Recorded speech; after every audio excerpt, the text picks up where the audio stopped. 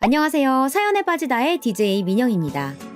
오늘 사연자분은요, 큰 결심 끝에 1년도 채 되지 않은 결혼 생활을 정리하게 되셨다는데요. 어떤 이유에서 이런 큰 결심을 하게 되신 걸까요? 오늘 사연 어떤 이야기인지 함께 들어보겠습니다.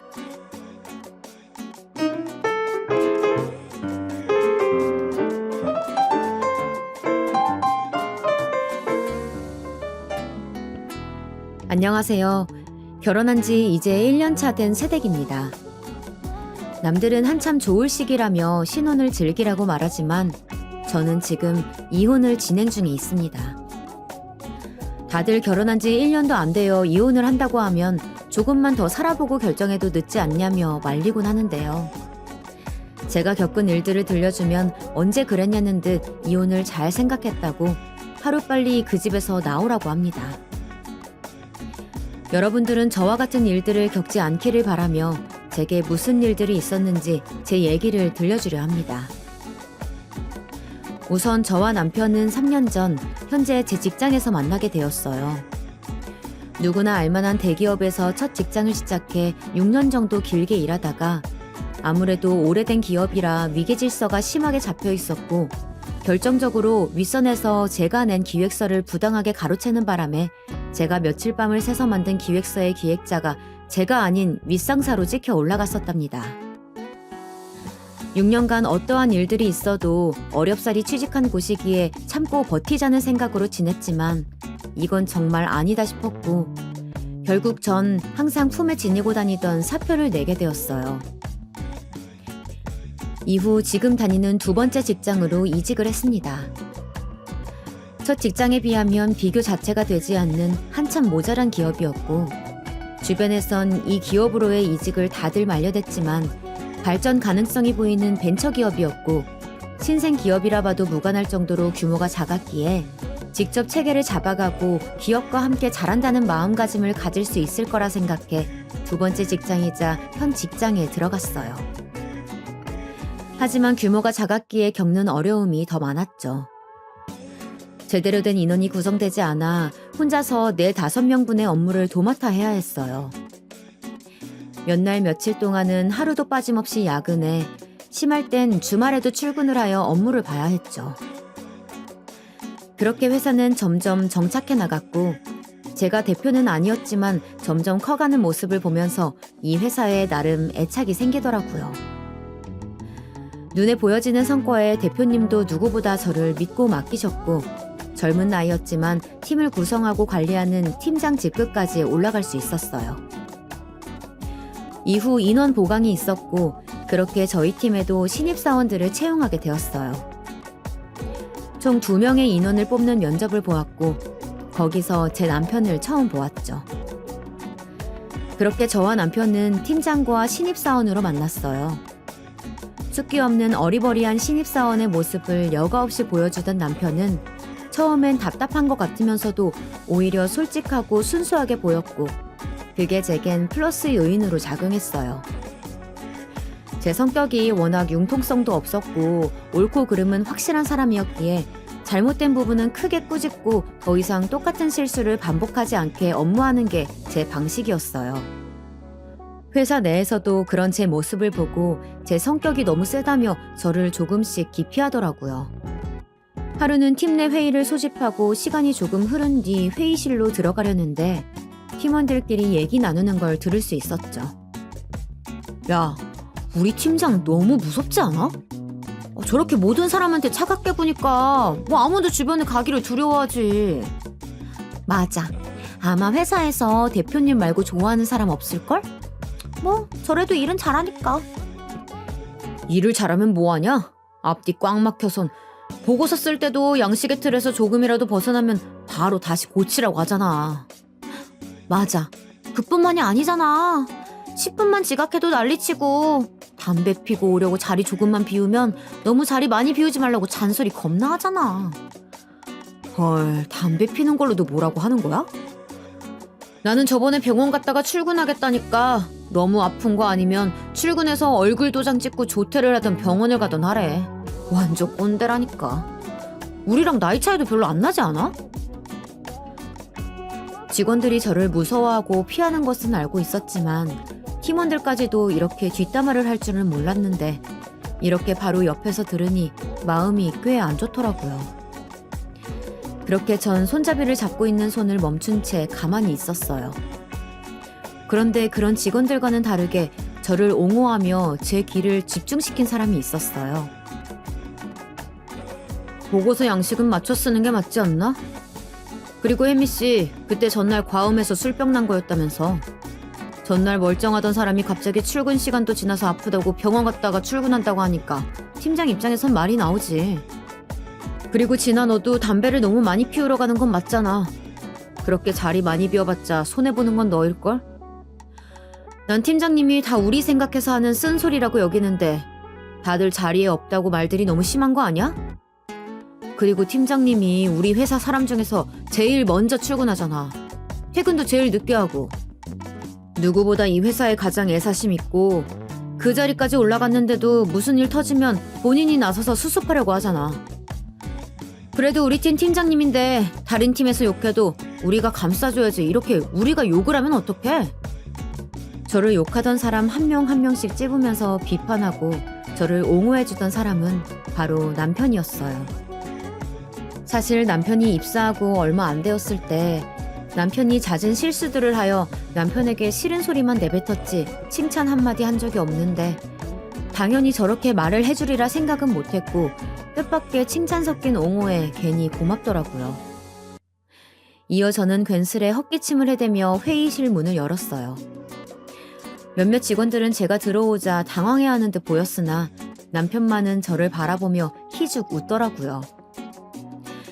다른 하루는 여느 때처럼 점심시간에 직원들은 모두 점심을 먹으러 나가고 저는 홀로 커피로 허기를 때우고 있었어요. 평소 점심시간에는 거래처와 식사 자리가 있을 때나 대표님과 식사 약속이 있을 때를 제외하고는 지금처럼 커피로 때우던가 편의점에서 간단한 걸 사다 먹었죠. 그런데 갑자기 제게 같이 점심을 먹으러 나가자고 하는 사람이 있었어요. 바로 남편이었죠. 팀장님, 저희 요 앞에 덮밥집 갈 건데 같이 가요.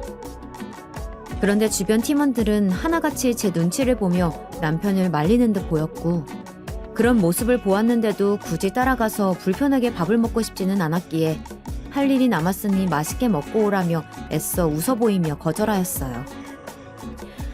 그랬더니 점심시간이 끝날 때쯤 남편이 오는 길에 사왔다며 저한테 편의점에서 사온 삼각김밥과 우유를 주더라고요.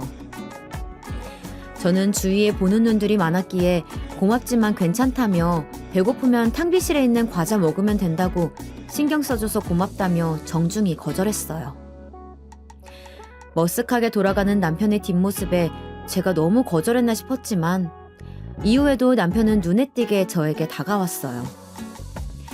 주변에 보는 시선들도 많았고 저도 팀원과 어느 정도 거리를 두는 게 맞다고 생각하였기에 남편의 친절과 호의를 거절했죠. 그때만 해도 세상에 이유 없는 호의와 친절은 없다 생각했었거든요. 그렇게 몇 해가 흘렀고 남편에게 마음을 열게 될 만한 사건이 있었어요. 대표님도 함께하는 회사 전체 회식이 있던 어느 저녁날이었어요. 회식 분위기는 무르익었고 술도 어느 정도 알딸딸하게 마신 상태였죠. 당시 홈쇼핑에 런칭한 제품이 성공적으로 마무리를 하였고 그 때문에 기분이 좋으셨는지 대표님이 2차를 가자고 하셨어요. 집에서 저를 기다리고 계실 엄마를 생각하여 늦지도 모르니 먼저 주무시라는 말을 전하기 위해 전화를 걸었는데 엄마가 아닌 다른 사람이 받아 술을 확 깨게 하는 말을 하였죠. 그건 바로 엄마가 쓰러져 병원에 있다는 말이었고 놀란 저는 회식 자리로 돌아가 대표님에게 엄마가 쓰러져 지금 바로 병원에 가보겠다고 말하곤 회식 자리를 뛰쳐나왔어요. 사람들이 다 저를 쳐다보고 있었지만 그런 시선들은 저한테 들어오지 않았어요. 택시를 잡으려 도로에서 손을 흔들었는데 당시 금요일 늦은 시간이었기에 예약된 택시들이 대다수였죠. 택시를 잡으려는 사람들도 많았고 그렇게 좀처럼 잡히지 않는 택시에 발을 동동 구르고 있었어요. 그런데 갑자기 웬 차가 제 앞에 서더니 타라고 하는 겁니다. 누군지 창문 쪽으로 가까이 가 보았더니 남편이었어요. 일단 급한 대로 차에 올라탔죠. 지훈 씨, 언제 어떻게 나왔어요? 팀장님이 어머니 쓰러지셨다고 회식 장소 박차고 나가실 때 저도 이만 가보겠다고 하고 나왔어요. 어쩐지 팀장님이 택시 잡으시려고 안간힘 쓰시는 모습이 상상되더라고요. 그리고 저는 운전해야 돼서 술 못 마신다고 미리 말해놔서 술 한 잔도 입에 안 댔으니까 걱정 마시고요. 호기롭게 말하는 남편의 모습에 마음이 조금 열리는 듯 했어요. 그래도 의문은 들었죠.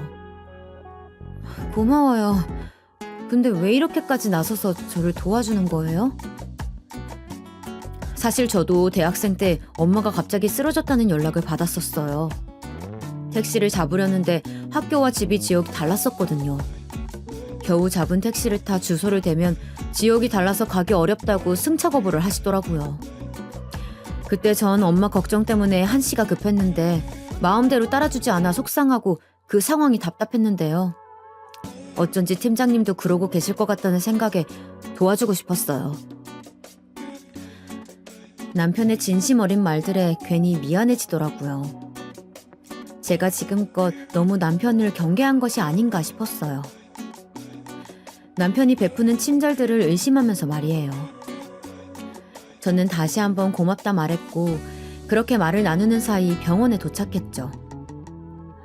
응급실로 달려가 엄마의 이름을 대고 안내해주는 방향대로 따라가니 엄마가 누워있었어요.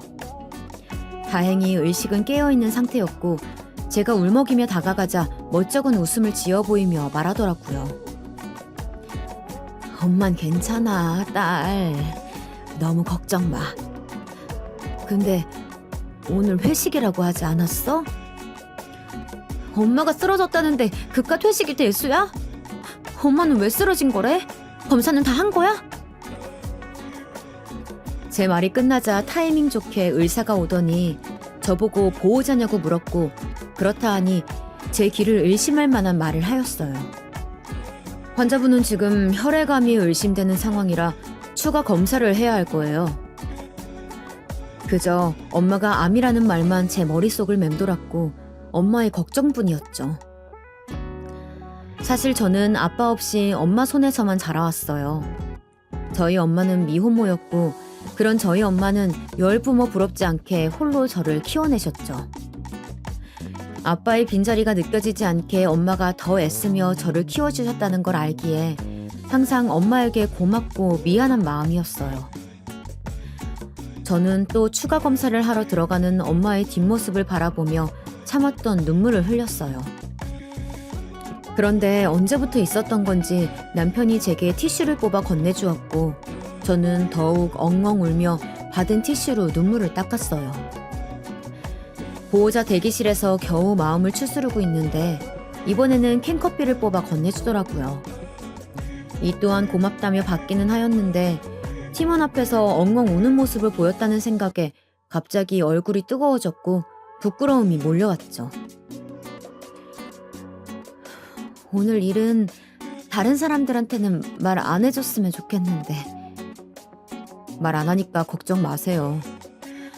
사실 저도 전에 엄마 쓰러졌다는 소식 받고 갔을 때 엄마가 많이 아프다는 소식을 들었었어요. 그래서 지금 팀장님이 얼마나 힘드신지 누구보다 잘 아는데 제가 이 일을 누구한테 말하겠어요. 그래서 지훈 씨 어머님은 어떻게 되셨어요? 이런 말 실례이려나? 괜찮아요. 그때 엄마가 열심히 치료받기는 하셨는데 결국 병을 이기지 못하시더라고요. 그때 생각이 나는 건지 남편의 눈가는 이내 촉촉해졌고 이런 속사정까지 털어놓는 남편에게 고마웠어요. 전 남편의 어깨를 두어 번 두드리며 말했죠. 고마워요. 그런 얘기들은 하기 힘들었을 텐데. 시간이 꽤 흘러서 괜찮아요.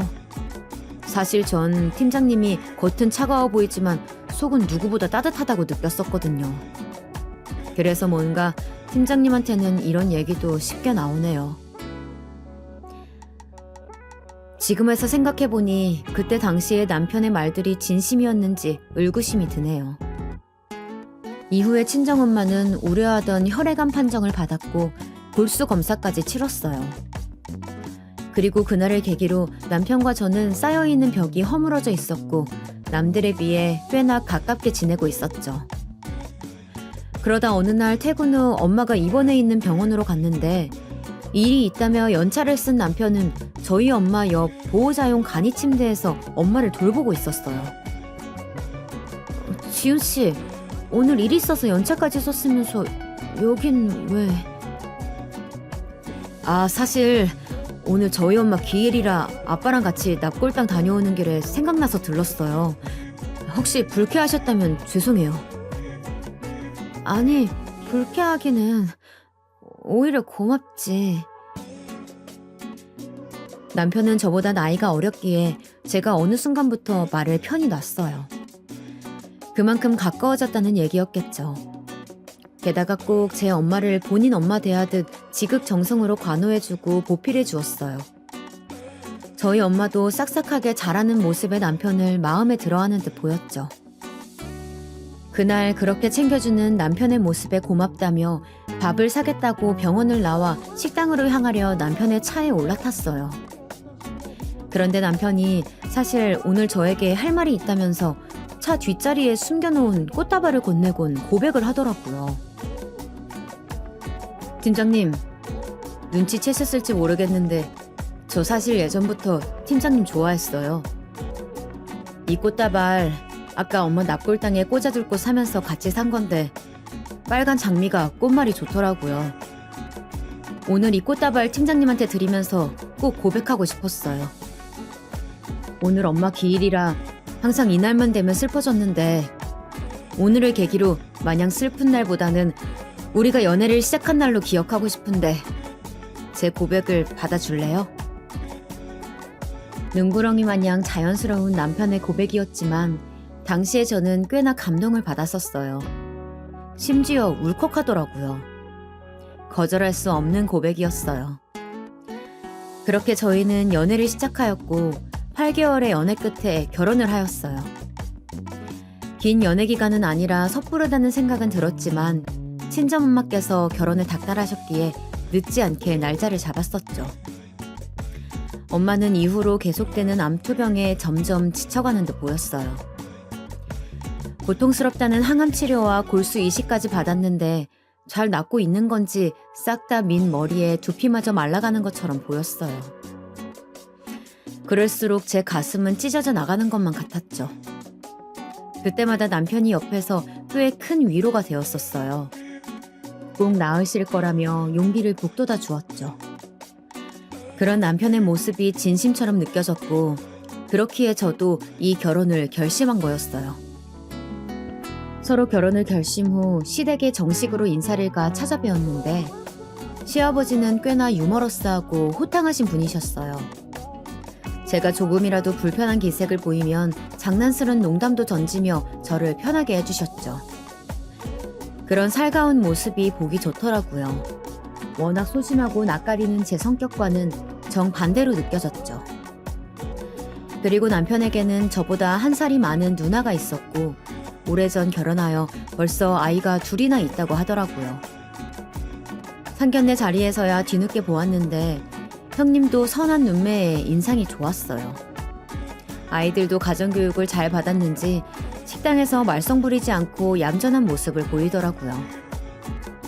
그렇게 남편의 식구들은 비록 시어머니의 자리는 빈자리였지만 식구들이 함께 있으니 꽤 북적거리고 정겨워 보였어요. 그에 반해 저희 집은 저와 엄마가 다였기에 휑해 보였죠. 엄마는 민머리를 보이고 싶지 않다며 가발을 눌러 쓰고 마른 모습을 보이기 싫다며 꽤나 두툼한 옷을 입고 나오셨어요. 오랜만에 화장도 하시고 전처럼 생기 있는 모습을 보이니 또 울컥 눈물이 날 것 같았죠. 그리고 남편과 연애하면서 저희 엄마가 미혼모이고 아빠는 어디서 살았는지 죽었는지도 모른다며 말한 적이 있었고 당연히 시아버님도 아시고 계실 거라고 생각했는데 제 착각이었더라고요. 그런데 사돈 어른분은 언제 오시나요? 이 말에 저도 저희 엄마도 당황해했고 저는 남편에게 미리 말씀 안 드린 거냐고 물으면서 말했어요. 아버님, 저는 아빠가 안 계세요. 계속 엄마가 저를 키워오셨어요. 아이쿠, 그럼 지훈이 엄마처럼 돌아가신 건가? 이거 내가 신뢰를 범했구만. 제 말에 오해를 하신 시부에게 사실대로 말을 해야 하는지 고민하고 있는데 친정엄마가 입을 열었어요. 사돈, 사실 저는 미혼모예요. 혜영이 아빠는 이미 가정이 있는 사람이었고 혜영이를 임신한 이후에야 그 사실을 알게 됐었어요. 저 그래도 우리 혜영이 남부럽지 않게 열심히 키웠답니다. 이 사실이 혜영이를 보는 데 있어 별다른 편견이 되지 않았으면 좋겠네요. 미리 얘기를 못 들으신 것 같은데 우리 혜영이 좋게 봐주세요. 엄마가 말하는 아빠에 관한 얘기는 저도 자세히 들어본 적이 없어 오늘 들은 얘기도 저는 처음 듣는 얘기였어요. 그 말에 시아버지도 형님도 놀란 듯 보였고 저도 처음 듣는 친아빠의 얘기에 놀란 눈으로 엄마를 바라보았는데 엄마는 애써 웃어 보이시더라고요. 그 사실을 알고 난 후 형님은 오히려 대단하다며 저희 엄마를 칭찬해 주었어요. 자신도 아이 키우는 입장이라 존경스럽다고 말해주어 참 고마웠죠. 그런데 시아버지는 그 사실에 당황해하더니 괜히 헛기침을 해보이시더라고요. 표정이 전과는 달리 어두워 보이셨죠. 그런 시부의 모습에 엄마가 상처받지 않았으면 싶었어요. 그러다 시부도 애써 웃음을 지으며 입을 떼셨어요. 그래도 새아기 훌륭히 잘 키우셨네요. 사돈, 몸이 안 좋으시다 들었는데 얼른 쾌차하시길 바랄게요. 네, 감사합니다. 엄마도 감사하다며 웃어 보였고 그렇게 긴장했던 상견례 자리가 마무리되었어요. 이후 결혼까지는 일사천리였어요. 오랜 병원 생활에 만만치 않은 병원비를 감당하고 있던 친정엄마는 나오는 보험료로 간신히 생활하고 있던 것을 알았기에 친정엄마에게는 손을 벌리지 않으려 했죠. 나름 긴 직장 생활을 해가며 꾸준히 저축을 한 덕에 전세금 정도 마련할 돈은 있었어요. 남편은 회사 생활을 한 지 그리 오래되진 않았기에 모아둔 돈이 많지 않았고 시부에게 작은 도움을 받아 집안에 필요한 물건들을 하나 둘 채워나갔어요. 결혼식도 조촐하게 양측 모두 부를 사람들이 많지 않았기에 스몰 웨딩으로 작게 올렸답니다. 그렇게 저희에겐 행복한 결혼 생활만이 남아있을 줄 알았어요. 하지만 혼인신고서에 도장까지 다 찍고 나니 남편은 본색을 드러내듯 조금씩 변해갔어요. 평생 제게 큰 소리 한 번 내지 않던 남편은 결혼 후 목소리를 높이기 시작하더라고요. 집안에서뿐만이 아니라 회사에서도 말이에요. 팀장으로서 업무 문제로 남편이 실수를 하여 제가 약간 타박을 하자 되레 제게 짜증을 내는 겁니다. 그리고 언젠가부터 회사 내에서 팀장님이라는 호칭 대신 당신이라는 호칭으로 저를 부르더라고요. 팀원들도 그런 저희를 보며 수군거리기 시작했고 저는 참다 못해 근무 중에 잠시 탕비실로 불러 말했죠. 여보, 제발 공과사는 구분해. 여기는 회사야, 집이 아니라고. 내가 집에서야 당신 와이프지 회사에서는 팀장인 거 몰라? 제발 부탁인데 호칭 좀 똑바로 해줬으면 좋겠어. 아, 그냥 좀 넘어가면 안 돼? 꼭 이렇게 따지고 들어야 하는 일이냐고. 그 말에 너무 기가 차더라고요. 평생 짜증 한 번 안 낼 줄 알았던 남편이 집과 회사에서 이렇게 짜증을 낼 줄이야.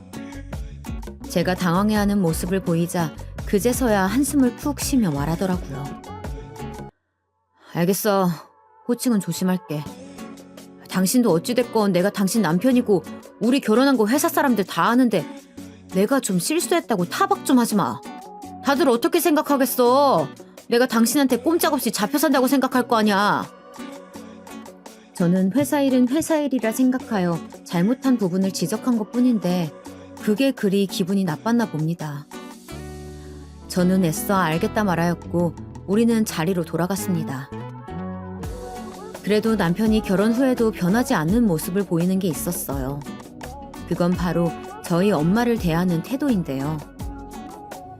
친정엄만 이식 수술 후 퇴원하여 집으로 갔었고, 남편은 퇴근 후면 제가 말하지 않아도 나서서 종종 친정집에 들러 친정엄마 건강을 체크하고 가끔은 맛있는 걸 사주겠다며 데리고 나가 외식을 하곤 했었습니다. 엄마도 그런 남편의 모습에 항상 고마워했었죠. 하루는 제 손을 잡고 말하더라고요. 혜영아, 최서방한테 잘해라. 장모를 이렇게 챙겨주는 사위가 어디 있겠어. 남편이 친정엄마한테 무슨 말을 한 건지 뚱딴지 같은 엄마의 말에 의아해하고 있는데, 그 얘기를 또 언제 들은 건지 능청스럽게 다가와 한마디 거드는 남편이었어요. 에이, 장모님도 제가 더 잘해야죠. 남편의 말에 더 좋아하는 엄마의 모습을 보니 제가 뭐라 하지도 못하겠더라고요. 그렇게 시간이 흘러 어느 주말이었어요.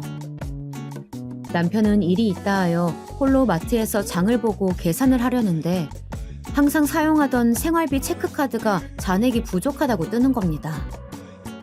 저와 남편 동일하게 월급을 받으면 각자의 용돈을 제외하고는 생활비 통장과 적금에 나누어 돈을 넣어두고 관리를 하고 있었고, 저와 남편의 월급을 합친 금액은 적은 편은 아니었죠. 그렇기에 잔액이 부족할 리가 없는 통장이었고, 월급을 받은 지도 그리 오래되지 않았기에 더욱 이상하다 느꼈어요.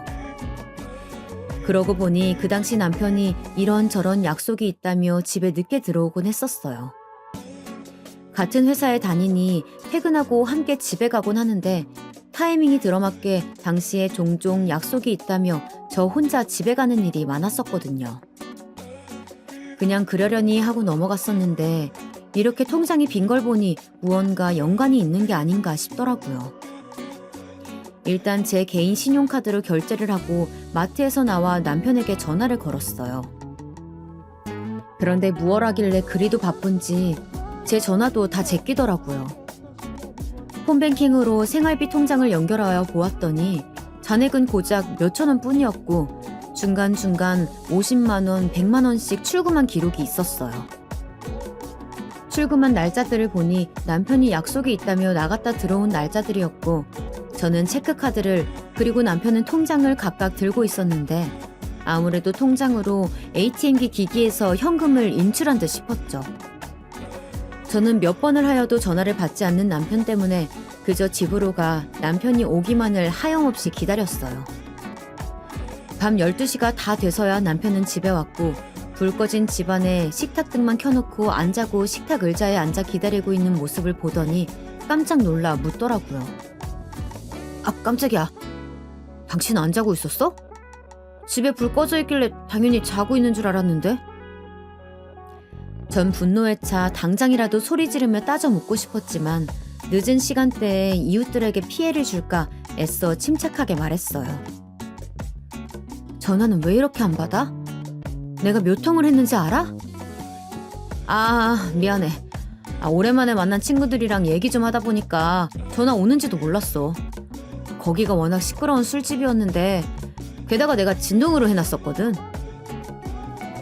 참, 그것도 변명이라고 하는 건지. 어이가 없어 헛웃음을 지으며 꼬고 있던 팔을 내려 핸드폰으로 폰뱅킹의 출금 내역을 보여주며 물었어요. 그럼 이건 어떻게 된 건지 설명 좀 해봐. 그러자 남편은 제 핸드폰을 건네받아 출금 내용을 살펴보더니 한숨을 쉬더라고요. 이거 내가 오랜만에 친구들 만나서 술 좀 사려고 돈 좀 꺼내 쓴 거야. 어차피 이 생활비 통장 우리 같이 쓰려고 만든 거잖아. 말도 안 되는 핑계를 대는 남편에게 전보다는 목소리를 높여 말했죠. 술을 마시려고 이렇게나 돈을 뺏어 쓴다고? 뭐 여자 도움이 나오는 술집이라도 갔나 보지? 당신 요즘 도대체 뭐라고 돌아다니는 거야? 바람이라도 난 거야? 그러자 남편은 적반하장으로 제 핸드폰을 소파에 던지며 큰 소리를 치더라고요. 바람이 무슨 바람이야? 내가 바람 필 사람으로 보여? 그냥 결혼했다고 친구들이 한턱 쏘라길래 1차, 2차 내가 다 쏜 것뿐이야. 당신은 그렇게도 남편을 못 믿어? 진짜 당신한테 실망이야. 그러곤 방으로 들어가 방문을 보란듯이 쾅 하고 세게 닫더라고요. 저는 많은 의심이 들었지만 결정적인 증거가 없으니 그날은 그렇게 넘어갔어요. 다음날 제게 화가 난 걸 표시라도 하는 건지 말 한 번 붙이질 않고 나갈 준비를 하더라고요. 어쩔 수 없이 제가 먼저 입을 열었죠. 오늘은 또 어딜 가려고? 아빠랑 어디 좀 가기로 했어. 아버님? 아버님이랑 어디를 가는데? 어디 좀 가기로 했다고. 왜 이렇게 간섭이야? 그렇게 의심되면 아빠한테 전화해서 물어보던가. 남편의 뻔뻔한 태도에 할 말을 잃게 되더라고요. 저는 남편의 말대로 아버님에게 전화를 걸어 남편의 말이 사실인지 물었어요. 아버님 안녕하셨죠? 그래 새아가. 너도 잘 지내지? 네, 덕분에요. 그런데 지훈 씨가 오늘 아버님이랑 어디 갈 데가 있다고 하던데. 그래 맞다. 이거 내가 새아가한테 말하기는 좀 부끄러운데 사실 내가 요즘 만나고 있는 여자가 있다. 재혼까지 생각 중인데 뭐 이런 데이트를 해봤어야 말이지. 지훈이가 좋은 장소로 안내해주겠다고 직접 온다고 한 거다. 내 나중에 너한테도 소개해주마. 아버님의 말에 제가 괜히 오해를 한 건가 싶어 남편에게 다가가 사과를 했죠. 그랬더니 더 의기양양해진 남편은 앞으로 자기 일에 너무 참견하지 말라며 큰 소리를 치더니 나가더라고요. 그런데 돈을 출금해 사용한 것에 대한 의문은 지워지지 않았어요. 며칠이 지나 그날도 약속이 있어 친구를 만나고 가겠다는 남편은 퇴근 시간이 되자마자 칼같이 나갔고 저는 나머지 업무를 마저 정리하곤 조금 늦게 퇴근을 했죠. 그런데 회사 앞에 온몸을 화려하게 치장한 어떤 여자가 저를 보더니 제 앞으로 성큼성큼 걸어오는 거예요. 저는 회사에 다른 사람과 볼 일이 있겠거니 하고 그냥 지나쳐 가려는데 그 여자가 저를 붙잡고 묻더라고요. 저 혹시 이혜영 씨 맞나요? 그 여자는 저를 아는 듯 보였어요. 네, 그러신데 누구시죠? 최지훈 씨 아내분 되시죠? 저는 최지훈 전 여자친구인데요. 남편이 저를 만나기 전에 당연히 다른 여자와도 연애를 했을 거라는 생각은 했었습니다. 그런데 그 전 여자친구가 저를 찾아오리라고는 생각 못했죠. 무슨 일인지 물어보니 잠시 카페에 가서 얘기를 하고 싶다더군요. 그래서 회사에서 제일 가까운 카페를 찾아 음료를 시키곤 자리에 앉았죠. 남편의 전 여자친구와 현 와이프가 마주보고 커피를 마신다니 참 우스운 상황이었어요. 그래서 할 얘기가 뭔가요? 전 시킨 커피가 나오기도 전에 용건부터 물었어요. 그랬더니 가방 안에서 뭔가를 꺼내더라고요. 그건 바로 차용증이었어요. 채무자의 성함이 남편의 이름과 일치했죠. 떨리는 손을 주체하지 못한 채 차용증을 받아들어 보고 있는데 커피가 나왔음을 알리는 진동이 울렸고 그 여자가 제 커피까지 챙겨서 갖고 오더니 제 앞에 커피를 놔주곤 본인도 커피를 한 입 마시며 말했어요. 한 3년쯤 됐었나? 제가 만나고 있을 당시에 돈을 좀 빌려줬었어요. 엄마가 아파서 수술을 해야 하는데 수술비가 없다더라고요. 그래서 가진 돈 탈탈 털어 2천만 원이나 빌려줬는데 이 자식이 이후로 이사도 가버리고 잠수를 탄 거 있죠? 번호도 바꿔버리고 찾는다고 애 좀 먹었어요. 근데 알고 보니 엄마라는 분은 이미 돌아가신 지 한참 지났다고 하더라고요. 전 그 알랭한 거짓말에 속아 넘어간 거였고요. 결혼 전에 빚을 진 게 있었다니 저는 전혀 몰랐던 얘기기에 당황한 기색을 숨길 수 없었어요. 심지어 3년 전쯤이면 남편이 저희 회사에 면접 보러 다닌 시기와 겹쳤고 그 여자의 말을 정리하면 이 여자에게 돈을 빌리고 도망치듯 이쪽 동네로 이사와 회사에 다니기 시작했다는 거였죠. 갑작스런 이 상황이 너무 혼란스러웠지만 저는 흔들리는 멘탈을 겨우 부여잡으며 입을 열었어요. 그래서 이 돈을 저보고 대신 갚으라고 여기까지 저를 찾아오신 건가요? 그건 아니에요. 그쪽한테 이 돈 받자고 온 건 아니고 그쪽도 조심하라고 경고해주러 온 거예요. 무례하게 들렸다면 미리 사과할게요. 그런데 이 자식한테 당한 피해자가 한둘이 아니더라고요. 이 개자식 수법이 어쩜 그리 똑같은지.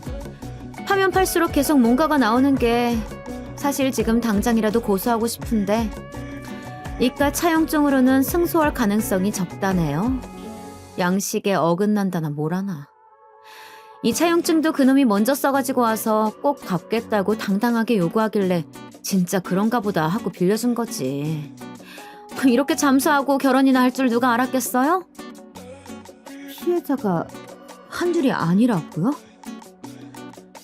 네, 사실 제가 술집 사장이에요. 며칠 전에 그쪽 남편이랑 종종 같이 놀러오던 친구 한 명이 다른 친구를 데리고 와선 술에 잔뜩 취해서 말해주더라고요. 최지훈의 진짜 정체를.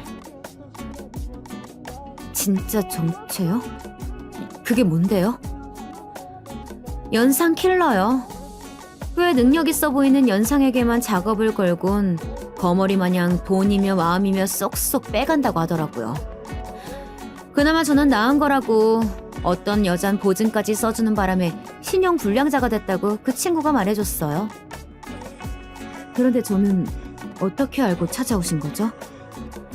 아, 제가 술집을 하다 보니까 발이 꽤 넓어요. 단골이 그 친구분을 데려와선 최지훈이라는 이름을 말하길래 혹시나 했는데 제가 아는 그 최지훈이 맞았어요. 우연인지 운명인지 참. 어찌됐건 이렇게 찾아온 게 불쾌했다면 미안해요. 근데 진짜 그 자식 조심하세요. 그 여자의 말들은 하나같이 다 충격적이었어요. 그 여자는 커피잔을 그만 내려놓고는 저에게 명함을 하나 건네주며 말했어요. 그럼 저는 이만 가볼게요. 그리고 미리 말씀드리는데 저 그 자식한테 무슨 일 있어도 그 돈 받을 거예요. 승소할 가능성이 적다고 해도 고소할 거고요. 그쪽도 큰 화 입기 전에 이혼에 대해 잘 생각해 보세요. 오지랖일지는 몰라도 그 자식이 또 그럴 거라고 생각하니까 신경이 좀 쓰이네요. 혹시라도 제 도움이 필요하면 연락하시고요.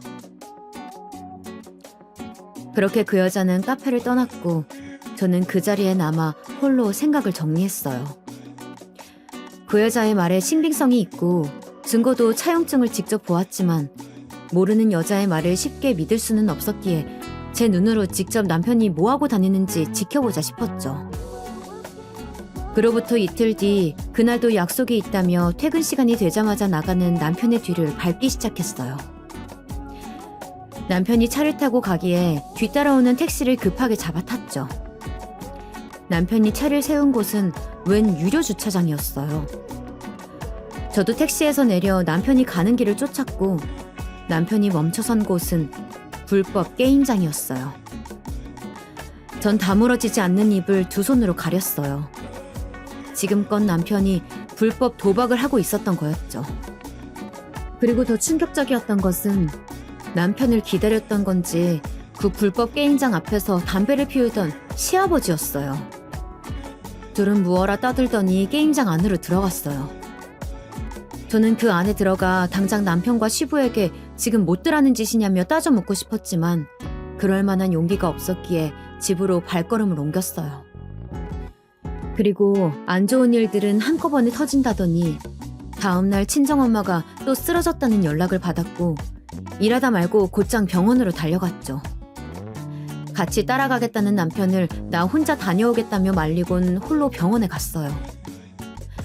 남편과 시부가 불법 게임장을 함께 들어가던 그날 이후 남편에 대한 믿음이 사라졌었거든요.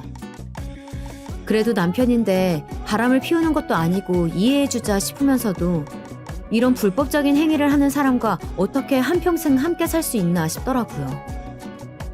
안 그래도 마음이 싱숭생숭한 이 와중에 친정 엄마마저 쓰러지니 제정신이 아니었죠. 엄마는 또다시 입원해 있던 그 병원에 재입원을 하게 되었어요. 골수 이식도 받고 완치 판정 후 안심하고 있었는데 또다시 재발을 하고 말았다는 청천벽력과 같은 소식과 함께 말이에요. 그동안 마음고생했던 것들이 터진 것 마냥 눈물이 새어나왔죠. 그런 제 모습에 엄마도 처음엔 당황해하는 듯 보이더니 이내 제 등을 토닥여주더라고요. 엄마가 미안하다. 우리 딸 이렇게 울리기나 하고. 아니야, 엄마. 엄마가 뭐가 미안해. 그런 말 하지 마. 나 진짜 속상해. 혜영아, 엄마가 예전에 사망보험금을 들어둔 게 있어. 보험금은 최서방이 알려준 너희 통장으로 받을 수 있게 보험회사 직원을 통해서 다 바꿔놨으니까 엄마가 혹시라도 잘못되면 최서방이랑 그 돈으로 잘 살고 싸우지 말고. 알겠지? 잘못되면이라니. 그런 나약한 소리가 어딨어. 그리고 최서방이 알려준 통장이라니? 그게 무슨 소리야? 제 말에 엄마는 병원 침대 옆 서랍장 첫 번째 칸을 가리켰고 전 그 서랍장을 열어봤어요. 그곳에는 보험 서류가 있었고 통장 계좌는 남편과 제가 함께 사용하는 생활비 통장으로 되어 있었죠. 그리고는 엄마가 먼저 해명을 하듯 설명해 주었어요. 내 통장으로 해놨다가 괜히 나중에 번거로운 일 생길까봐 내가 최서방한테 물어봤다. 그런데 너희 무슨 일 있어? 남편에 대한 얘기를 해야 하나 싶었지만 괜히 엄마의 병이 더 악화될까 애써 웃으며 아닌 척하였죠. 무슨 일은 별일 없이 잘 지냈지. 매일같이 둘이 오다가 오늘은 최서방이 안 보이길래 싸웠나 했지. 지금 일하고 있을 거야. 평일이잖아. 내가 일부러 오지 말라고 했어. 그래, 잘했다. 최서방이랑 싸우지 말고 잘 지내야 돼. 아무것도 모르는 친정엄마는 그저 남편과 싸우지 말고 잘 지내라는 말만 하였어요. 저는 그저 알겠다는 말만 남기고 쓰는 숨을 지을 수밖에 없었죠. 이후 담당 주치의가 회진을 하다 엄마를 보러 왔어요. 엄마가 처음 이 병원에 입원을 했을 때부터 엄마를 담당해 주시던 선생님이셨고 엄마를 살피다가 옆에 있던 저를 알아보시고는 오랜만이라며 잠시 병실 밖에서 얘기 좀 하자며 저를 부르셨고 함께 병실 밖으로 나왔어요. 어머님께서 재발한 지 시간이 꽤 지났다는 건 혹시 알고 있나요? 네? 이번에 재발해서 입원하신 걸로 알고 있는데 아니었나요? 역시나 그랬군요. 어머님께선 3달 전쯤 정기검진 받으러 오셨을 때 재발되었다는 결과가 나왔어요. 입원을 권유해드렸지만 통원 치료하겠다며 거부하시면서 보호자인 따님한테 이 얘기 전하지 말아달라고 하시더라고요. 그런데 지금 상태가 썩 좋지 않습니다. 그 사이에 악성 림프종으로 전환되었어요. 계속 치료하고 맞는 골수를 찾아 수술을 받는다고 해도 장담을 드리기엔 어려울 것 같습니다. 참, 이런 말씀 드리게 되어 유감이네요. 의사 선생님은 그 밖에도 무어라 추가로 설명을 해주셨는데 제가 기억나는 것은 이뿐입니다. 당시 입원 치료를 거부했다는 말에 충격을 받아 다른 말들은 잘 귀에 들리질 않더라고요. 저한테 걱정을 끼치고 싶지 않았던 엄마의 마음을 알 것 같으면서도 그 때문에 제대로 된 치료를 받을 수 있었던 것을 더 악화시켰던 것 같아 가슴이 미어졌어요. 다음 날도 그 다음 날도 저는 퇴근 후에 친정엄마가 있는 병원으로 향했고 치료를 받으며 고통스러워하는 친정엄마의 모습을 보는데 제 가슴이 다 찢어지는 것 같았죠. 그런데 평소엔 말하지 않아도 누구보다 친정엄마의 건강을 챙겨주던 남편이 통 병원의 모습을 보이지 않더라고요. 또 한심하게 불법 도박이나 저지르고 있는 건 아닌지 의심되었지만 지금은 친정엄마가 우선이었기에 남편을 신경 쓸 겨를이 없었어요. 그렇게 몇 달을 나름 정성스레 간호한다고 일이 늦게 끝나지 않는 이상 꼬박꼬박 친정엄마의 병원에 들렀지만 친정엄마의 병은 더욱 악화되어 갔습니다. 그러다 새벽이 다 되어가는 어느 밤에 엄마가 위독하다는 병원 전화를 받고는 불이 나게 병원으로 달려갔어요. 엄마는 산소 호흡기에 의존한 채 호흡을 가삐 쉬었고 저를 보더니 목소리가 잘 나오지 않는지 쉰 목소리로 제게 뭔가 말하려 하는 듯 했어요. 엄마, 말하려고 하지 마. 숨 고르게 쉬고 다시 일어나야지. 저는 그런 엄마를 말리며 새어나오는 울음을 흘려보낸 채 엄마의 손을 꽉 붙잡았죠. 그랬더니 엄마는 서랍장을 가리키며 아까보다는 더 잘 들리는 목소리로 말했어요. 저 안에 가방이 있어. 그 가방 안에 내가 매일 들고 다니던 지갑이 보일 거야. 거기 신분증이 있는데 보면 명함이 하나 있을 거다. 그 명함이 네 아빠 연락처야. 지금껏 알려주지 못해 미안하구나. 말이 끝나자 엄마의 호흡은 정상으로 돌아오는 듯 했어요. 그렇게 고비는 당장 넘긴 듯 했죠. 다음날 다행히 주말이던 터라 출근은 하지 않았고 보호자실에서 뜬 눈으로 밤을 지새우다 엄마가 중환자실로 옮겨져 정신 차릴 새도 없이 쓰던 병실을 정리하고 있었어요. 그제야 달려온 남편과 시부는 친정엄마에 대해 물었고 중환자실로 옮겼다 말씀드리니 고생했다며 병실 정리하는 걸 도와주겠다고 하더라고요. 그런데 담당 주치의와 간호사가 급하게 저를 찾았어요. 아무래도 임종을 준비하셔야겠습니다. 너무 늦지 않게 준비하고 마지막 인사 나누세요. 그 말을 전해 듣는 순간 세상이 무너져 내리는 것만 같았어요. 옆에 있던 남편과 시부도 그 얘기를 듣곤 놀라는 듯 했죠. 이내 저는 주저앉아 눈물을 흘렸고 남편은 그런 제 등을 토닥이며 말하더라고요. 당신이 장모님 마지막 잘 보내드리고 와. 나랑 아빠가 여기 다 정리해놓고 있을게. 남편의 말에 고맙다며 홀로 중환자실을 향하는데 어젯밤 엄마가 말하던 제 아빠의 연락처가 있다는 그 명함이 생각났어요. 그걸 찾아가야겠다 싶어 다시 발길을 돌렸는데 남편과 시부가 병실에 없었고 친정엄마의 가방을 갖고 간 건지 함께 보이질 않았어요. 차에다가 두었나 싶어 주차장에 가는데 주차장 뒤편에 있는 흡연구역에서 시부와 함께 담배를 피고 있더라고요. 그 둘은 등을 돌리고 있는 상태라 제가 보이질 않는 듯 했어요. 남편을 부르려 했으나 그 둘이 얘기하는 것을 듣곤 그 자리에 멈춰 설 수밖에 없었습니다. 아, 그 노인네 참 끈질겨. 이제야 돌아가시다니. 죽을 거면 빨리 좀 죽지. 그 보험금 때문에 내가 병수발 다 들었던 걸 생각하면 짜증이 다 나네. 남편에게 처음 듣는 목소리였어요.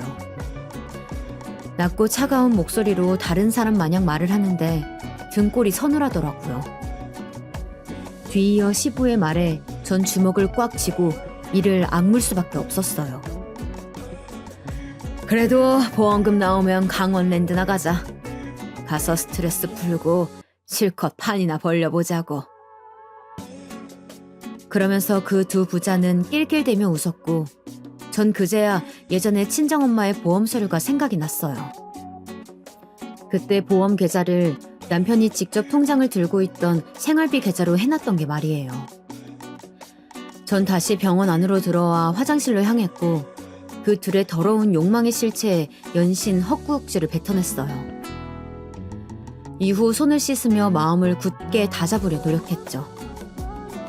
제가 여기서 흔들려 손 놓고 있다간 친정엄마 보험금을 다 뺏길 수도 있겠다 싶었어요. 그렇게 화장실을 나와 다시 병실로 갔더니 그곳엔 아까의 모습은 상상할 수 없는 다시 착한 남편의 모습으로 저에게 장모님에게 잘 갔다 왔냐며 천연덕스럽게 묻더라고요. 전 엄마 가방이 어디 있는지 물었고 차에 있다며 저에게 차키를 건네주더라고요. 전 차로 가 엄마의 가방 안에 있는 지갑을 꺼내들었어요. 엄마의 신분증이 있는 카드 수납함 뒤엔 정말 명함이 하나 있었죠. 그건 경찰서 명함이었어요. 그럼 내 아빠라는 사람이 경찰인가 궁금하더라고요. 그리고 번뜩 떠오른 생각에 이 차에 모든 진실이 담겨 있을 것만 같다는 느낌을 받았고 블랙박스에 메모리 카드를 빼내었어요. 이후 그 둘이 찾지 못하게 제 자켓 안주머니에 명함과 메모리 카드를 넣고는 중환자실에 면회를 신청하였죠. 이후 소독을 마치고 방진복으로 갈아입은 뒤 차례를 기다려 중환자실로 들어갔어요. 제가 들어가자 그제야 눈을 떠보이던 엄마는 저를 보더니 눈물을 보이셨고 저 또한 흐르는 눈물을 주체하지 못한 채 엄마에게 말했어요. 그동안 나 혼자 키워주느라 고생 많았어. 그동안 많이 힘들었지. 부디 고통 없는 곳에서 편히 쉬어요. 내가 너무나도 사랑하는 우리 엄마. 사랑해. 제 말에 엄마는 힘없이 웃어 보이더니 입을 뻥긋거리며 말했어요. 엄마도 사랑해. 저는 아이처럼 엉엉 목 놓아 울고는 손에 쥐고 있던 명함을 엄마에게 보여주며 물었어요. 이게 아빠 연락처 맞아? 제 말에 고개를 끄덕이더니 또다시 입을 뻥긋거렸어요. 아빠, 너무 미워하지 마. 엄마는 그 말을 끝으로 세상을 떠나고 말았고 저는 오열하며 엄마의 이름을 외쳐 불렀죠. 엄마의 장례식은 어떻게 치러졌는지도 모르게 정신이 하나 없었어요. 멍하니 엄마의 임종사진을 바라보고 있었고 그 두 부자는 뻔뻔하게 장례 준비를 도와가며 급기야 역겨운 거짓 눈물을 흘리는데 그날로 저는 세상에서 가장 잔인한 복수를 시작했어요. 혹여나 하는 마음에 생활비 통장을 분실 신고하여 더 이상 제 통장으로 마음껏 돈을 빼가지 못하도록 막았고 예전에 저에게 명함을 주고 간 남편의 전 여자친구라는 분에게도 연락을 했어요. 그리고 그 두 부자에겐 그 둘이 하듯 저도 아무것도 모르는 것 마냥 연기를 하기 시작했죠. 그렇게 장례 첫날은 정신없이 흘러갔고 장례 둘째 날 엄마의 유일한 유품 중 하나였던 가방을 살펴보았어요. 그 안에는 2번 접은 종이가 안에 구겨져 있었고 저는 뭔가 싶어 그걸 꺼내보았어요. 그건 엄마가 저에게 남긴 편지였어요. 병원에 있을 때 간호사에게 부탁해 쓰다가 가방에 넣어둔 것 같았죠. 편지의 내용은 거의 아빠에 관한 얘기였어요. 아빠는 저라는 존재에 대해 모르고 계셨고 엄마가 저를 가졌을 때 아빠가 엄마 몰래 결혼을 한 사실을 알게 되어 그 배신감에 저에 관한 얘기는 일체하지 않은 채 지금껏 살았던 지방을 떠나 아빠가 모르는 곳으로 이사를 와 저를 홀로 키우신 거였다는 얘기였죠. 어느 정도는 알고 있는 내용이었어요.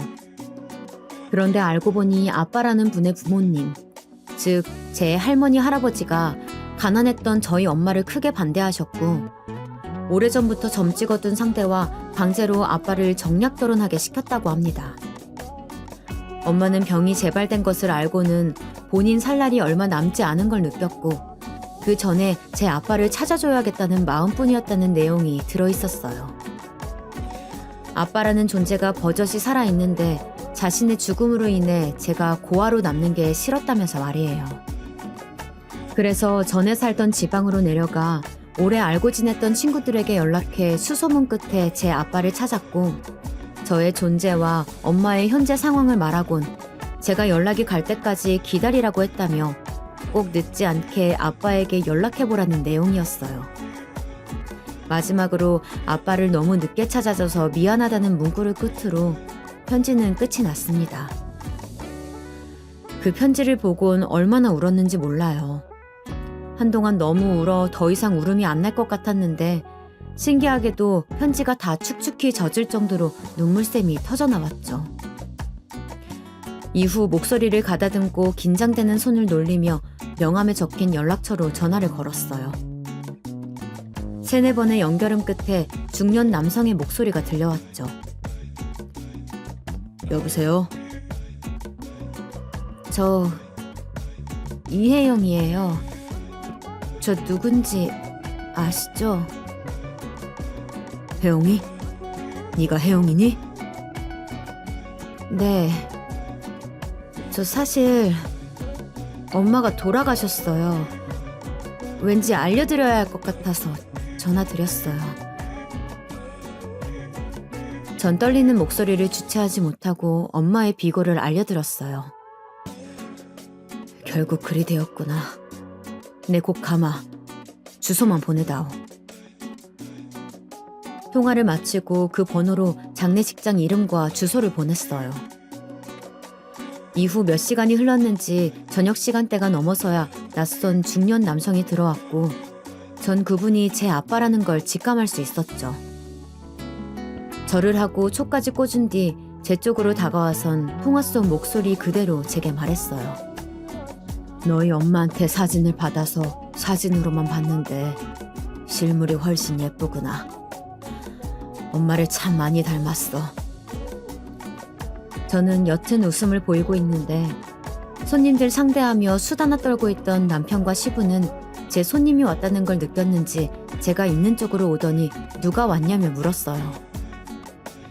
전 어떻게 말을 해야 하나 싶었지만 이내 결심하곤 천천히 입을 열어 소개했죠. 저희 아빠예요. 제 말에 아빠도 그리고 시부와 남편도 놀라더라고요. 아빠는 제가 이렇게 바로 아빠라고 말할 줄은 예상하지 못한 눈치였어요. 33년 만에 나타난 아빠라는 존재가 이렇게 바로 수용되는 문제는 아니니까요. 그리고 어쩐지 시부가 아빠를 보곤 엄청 당황해하는 듯 했어요. 아빠도 시부를 보더니 아는 사람을 본 것 마냥 시부를 가리키며 하는 추임새를 넣었죠. 뒤이어 시부가 다시 한번 묻더라고요. 이분이 진짜 세아가 네 친아빠가 맞니? 동공이 심하게 흔들리는 게 굉장히 불안해 보이는 모습이었죠. 전 분명 둘이 무언가가 있다는 걸 느낄 수 있었어요. 이어 맞다고 말하자 풀썩 자리에 주저앉더니 곧 잠시 나갔다 오겠다며 장례식장을 빠져나갔고 곧 남편도 따라 나가더라고요. 알고 보니 시부는 아빠가 형사 시절 사기범으로 몇 번을 경찰서를 들락거렸던 사기 전과만 5범인 전과자였고 왜 저런 집안에 시집을 간 거냐며 속상해 하시더라고요. 그리고 곧 남편이 돌아와 시부가 몸이 많이 안 좋다는 말 같지 않은 핑계를 대었고 이후 장례가 끝날 때까지 시부는 모습을 보이지 않았어요. 장례 마지막 날 엄마의 발인이 있었고 저는 쓰러지지 않은 게 이상할 정도로 눈물을 쏟아냈어요. 그렇게 엄마가 납골당에 안치되는 것까지 확인하곤 장례를 마무리하였죠. 엄마의 사진을 몇 번 쓰다듬고 유리문 안에 곱게 넣었답니다. 그렇게 장례를 모두 마치고 상조차를 타고 다시 병원으로 갔고 그곳에선 남편을 기다리는 여자들이 떼거지로 모여 있었어요. 그 무리를 본 남편은 귀신이라도 본 것 마냥 놀라 고꾸라지더니 도망치려 했고 얼마 안 가 그들에게 붙잡혔죠. 그 무리는 지금껏 남편의 거짓말에 속아 돈을 빌려주고 받지 못했던 피해자들이었어요. 엄마의 장례가 시작되었을 때 술집 사장이라는 그 전 여자친구에게 미리 말하여 설계해둔 제 계획이었죠. 그리고 남편과 시부를 향한 제 복수를 이어갔어요. 현 경찰서 과장인 아빠의 도움을 받아 블랙박스 메모리 카드를 넘기며 그 둘이 불법 게임장을 가는 것을 보았고 그것 말고도 도박을 하는 것 같다는 의심이 든다며 말했어요. 그리고 엄마의 보험금을 가로채려고 했던 사실을 말해주니 저보다 더 분노하더라고요. 그 밖에도 생활비 명목으로 만든 통장에 돈을 몇백씩 몇 달을 빼갔었고 그 돈만 합쳐도 1,000만 원이 넘었죠. 아마 그 돈은 도박하는 데 쓴 게 분명했어요. 아니나 다를까 그 내용들은 차량 블랙박스에 시부와 통화하며 다 찍혀 있었고 그 메모리 카드 속에는 그 밖에도 증거로 충분히 제출할 만한 내용들이 속속들이 있었어요. 그렇게 저는 다른 피해자들과 함께 고소를 하였으며 현재 남편은 모든 피해자들의 증거와 증언으로 사기죄가 성립되어 구속된 상태이고 시부도 전과가 있는 상태에서 상습적으로 도박을 한 증거가 나왔기에 형량은 남편보다 작았지만 함께 구속되어 구치소에 있습니다. 그리고 저는 남편의 유책 사유로 이혼 소송도 진행 중에 있어요. 엄밀한 사기 결혼으로 말이에요. 시부와 남편이 구속되기 전 제 바지가랑이를 붙잡고 싹싹 빌었지만 어림없었죠. 그나마 그 집안에서 제일 정신머리 박혀있던 남편의 누나이자 형님은 어머님이 살아생전에 시부와 남편의 도박과 사기 행각 때문에 그렇게 골치만 앓다 돌아가셨다고, 심지어 그 보험금을 전부 도박에 날려 빚까지 졌다는 얘기를 조심스레 꺼내더라고요. 결혼한다고 상견례 자리에서 만났을 때 이 사실을 말해주어야 하나 했지만 피는 물보다 진하다고 동생을 생각해 그러지 못했다며 미안하다고 진심으로 고개 숙여 사과를 하였어요. 저도 형님에겐 큰 악감정은 없었기에 사과를 받아들였죠. 그리고 저는 현재 새 가족이 생겼어요. 아빠와 정략 결혼을 한 분이지만 제 사정을 듣고는 자신을 두 번째 엄마로 생각해도 좋다며 선뜻 제게 먼저 손 내밀어 주신 아주머니와 10살이나 어린 남동생이 생겼죠. 그리고 아빠에게는 미안하지만 아빠의 호적에는 들어가지 않기로 했어요. 제가 10살 먹은 어린아이도 아니고 무엇보다 저는 끝까지 엄마의 딸로 남고 싶었거든요. 이렇게 TV에서나 볼 법한 스펙타클한 삶을 살다 보니 사연이 꽤나 길어졌네요. 지금까지 제 긴 사연을 읽어주셔서 감사합니다.